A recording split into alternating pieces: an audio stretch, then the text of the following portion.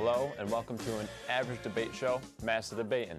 I'm your host, Daniel Harden, coming to you at the noon hour of a Monday to bring you rage-inducing debate topics. Today, we have two guests from Ithaca College to debate Nickelodeon or Disney. Introducing first, the nephew of Bob Iger, we have Jonathan. And his opponent, we have the man who dated Miranda Cosgrove and still hasn't gotten over her, Quentin. So, to start off, Quentin, give me a little opening about Nickelodeon. Why do you feel Nickelodeon's superior? Nickelodeon is just the greatest thing ever. You know, SpongeBob, SpongeBob is universally known by anybody and everybody. A baby could be born 2 seconds, and, they already know about SpongeBob. They're already out the womb saying, oh, I just feel like SpongeBob is just amazing, and that's to go for every other show on Nickelodeon. All right. And what about Disney? I guess my main point for Disney would be that there's so much more diversity than Nickelodeon has in terms of what we offer. We have a lot of like cartoons, just regular TV shows, movies. I mean, we have amusement parks, the whole nine. All right, fair. Okay, so to start off the debate, what do you think is the best musical number or musical led show from Nickelodeon or Disney? Yeah, well, I'll start because we have the best one. High School Musical is a Disney product, and that's just about the most famous music-led musical there's ever been. So I think High School Musical speaks for itself. I mean, you do have a very good point with the pre-buff Zac Efron singing his little heart out. And Quentin? Well, I don't know. I never heard of what was it? Preschool musical? It was high school musical. Well, I think it was preschool. I never heard of that. I have heard of Naked Brothers Band, legendary. Big Time Rush, legendary. Those songs will forever be played, generation among generation. As for whatever he said, I never heard of it. Hey, well, I mean, if High School Musical isn't your cup of tea, we have Hannah Montana.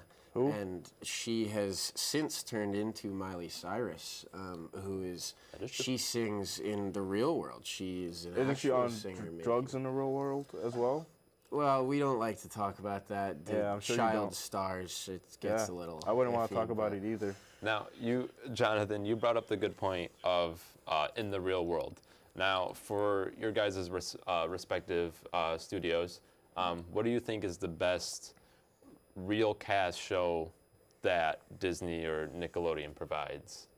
Starting out with you, Quentin. Well, for one, I feel like it's rarely nice to classify a school survival guide.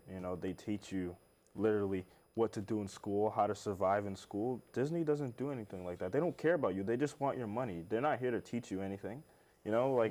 I personally... Well, I'm not going to stand up here and take that. Well, I feel like he will, because he knows it's true at the end of the day. Look at how I'm dressed, and then look how he's dressed. That's all from Disney money. That's all Disney money. I mean, he is the nephew of Bob Iger. Yeah, so. He is too. And, I feel like they just care about money. They're not here to help me as a viewer, unlike Nickelodeon. They care about me. What would your rebuttal be for that? My rebuttal would be that Disney doesn't need shows that give you a step-by-step guide for survival. We have shows such as The Sweet Life of Zack and Cody that are more about teaching you life lessons and about how to be a good person. Are you saying I'm not a good person? I'm not saying you're not a good person. I'm just saying you might care about material things and schoolwork more than you may care about ethics and morals. And if you had spent more of your childhood watching Disney shows, maybe that wouldn't be the case. I feel like I'd just be a worse person overall. Interesting. Okay, so for an entertainment aspect, not relating to TV shows, both Disney and Nickelodeon both make movies. So obviously Disney has Pixar. All right. What would you say about Disney movies? Well, yeah, and it's not only Pixar. We have some of the most classic children's movies there are. I mean, The Lion King, Little Mermaid. I could go on and on and on, but I don't really feel like I have to. Most kids in this country grow up on Disney movies, and I don't see that changing anytime soon. Okay. And what would you have to say about that? I mean, I don't know. I was born in 1999, and I guess it's changed from then on out because it wasn't in my childhood at all. And so, That's sad. well, I mean, I feel like I'm here with the present, and you're stuck in the past. To be honest, you know, Is Disney even still? Do they still have TV shows or movies? I don't think so. I've grew up on watching Fred, you know, and you know, the Fairly Odd Parents and Jimmy Neutron swapping in movies and coming together. I mean, That was that's a what it's historic all moment. about. That was a historic moment. So, you know, get some closing arguments. Jonathan, closing arguments about Disney.